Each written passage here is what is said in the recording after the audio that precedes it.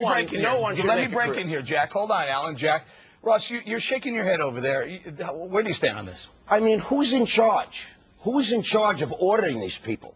Who looks at these numbers and files reports? I mean, if you look at the numbers, I guarantee you that you're going to see that millions of dollars are spent in audit fees. Millions of dollars in audit fees. In audit fees. We'll pay the audit fees when we root out stuff like this. Take a listen. Where's my camera here? Here's a repairman. An MTA repairman makes $64,000 a year. Doesn't sound bad, right? Okay, he works hard. But look at this, overtime. 142 grand in overtime, bringing his salary to total compensation.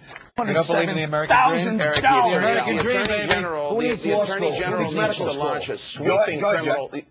The Attorney General needs to launch a sweeping criminal investigation of this entire thing. There is no way, let me tell you something, even if the union wants to argue that you had labor shortages for short periods of time, maybe somehow that's possible. But you could never have had this kind of a labor shortage over the period of time that the union is arguing. It's almost a per se case of fraud. The Attorney General has got to get involved. Before we do this, we're going to go to Mr. DiNapoli, who did headed up this investigation. In 1 second, Alan, I got to ask you this. Here's what's going on. You can accrue, apparently within the MTA, you can accrue overtime, pad your last year's salary, and then base your pension going forward for the rest of your life on that last year. You can certainly extract some people who have gamed the system. The question is, how widespread is this? How pervasive is it? What percentage of employees are doing this? Jack just wants to do away with the unions, period, because you conservatives hate unions. But how pervasive is it, and what has to be done to prevent it? Hundreds of millions. Hundreds of millions. How many people are involved in this? The question is, and what do you mean, all of them?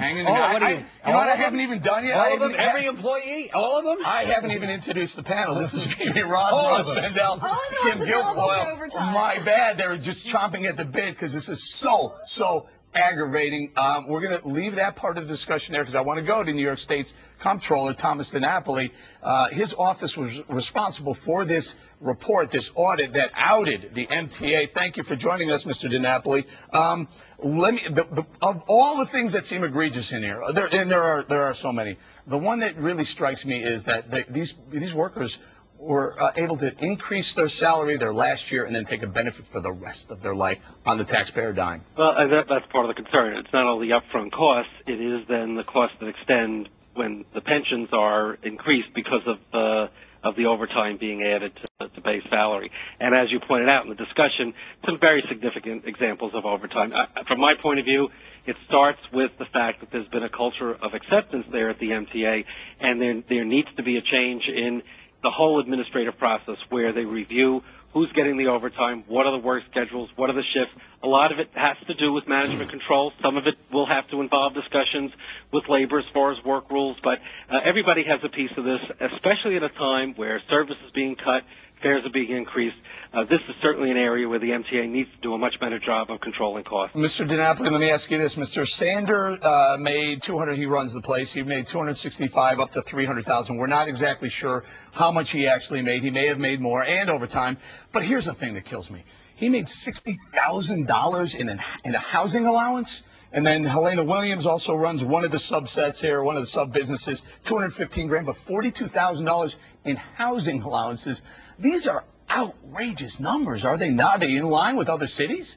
Well, I haven't done the comparison with other cities. It does raise the issue that many of us have been talking about with regards to the authorities. They're set up and they become government entities on their own without the kind of scrutiny and oversight that you would have in regular agencies of government. So, are you getting pushback from the union? No, well, look, the unions are facing, in light of everything going on with the MTA, cutbacks in terms of layoffs and position reduction. And that's why you look at an issue like this, it's in everyone's interest, certainly in terms of the riders and those that use MTA services first and foremost, for this cost to be controlled. We're at a time where every dime is precious with regard to money for transportation, and there clearly is an excess here. Mr. DiNapoli, hang in there. I want to get my panel in here. We only have about 3 minutes left. Kimmy, I want to get you. You're in New York City. I assume you're a subway rider, occasionally MTA rider. I'm apparently riding the subway tonight to the Yankees game. I'm very excited about it. Does this make you crazy? This makes me crazy. And also, having worked in politics in San Francisco and hung around with some of Alan's friends in the Democratic Party, let me tell you something. This is a culture of corruption. And there has been acceptance in this wholesale, where they look the other way because you know it and I know it, Alan, unions help get them elected. So it is no surprise to me, okay, that you're going to have someone like Andrew Cuomo look the other way. The unions have been running roughshod over everybody, look the other way? and the You've taxpayers decided look the other way? are paying for it. Now that Mr. DiNapoli is doing his due diligence. You know, Good for him. He's doing his job.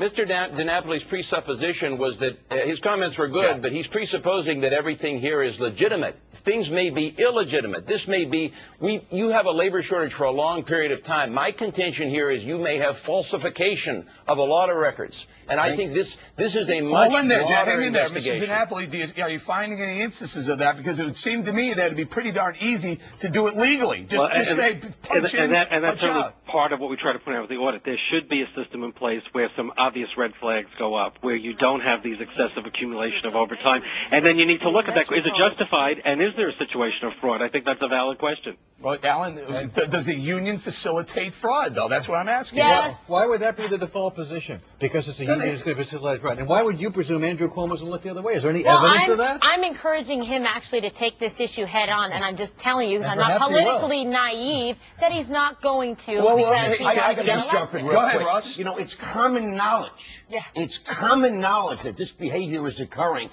Everybody knows it. I mean, these abuses exist, and you use a terminology, acceptance of culture. What does that mean? Mr. Cuomo doesn't need any type of spurring on to launch investigations of Wall Street. Why does he need the Fox Business Channel to spur him on to Very good point, Jack. investigate Hang in this? there, Mr. DiNapoli. Are you going to send it to Cuomo? Has he contacted you? Our information is out there. It was just released, and we're doing more oversight in the controls office. Has he We're contacted looking you, at sir? more of this as well. Has he contacted you? I haven't spoken to him about this audit. No. How long has this abuse been occurring? Does anybody know? I think something like this obviously doesn't happen overnight. There's 30, 40 years, maybe? Hang in there, Russ. Mr. DiNapoli, I want to say thank you to you very much. And Jack Bergman, I also want to say thank you. Before we go, though, Mimi, outrageous. As someone who rides the subway every day, there's no station agents. They wanted to cut student passes. They're cutting. I don't think everyone knew. Now we do know. All right, there we go. We're going to have to leave it there. I want to thank the two gentlemen who are on the phone, Jack Berkman and Thomas DiNapoli, New York State Comptroller. Thank you very much. We have a lot more in this panel fired up. Don't go away. Look at this.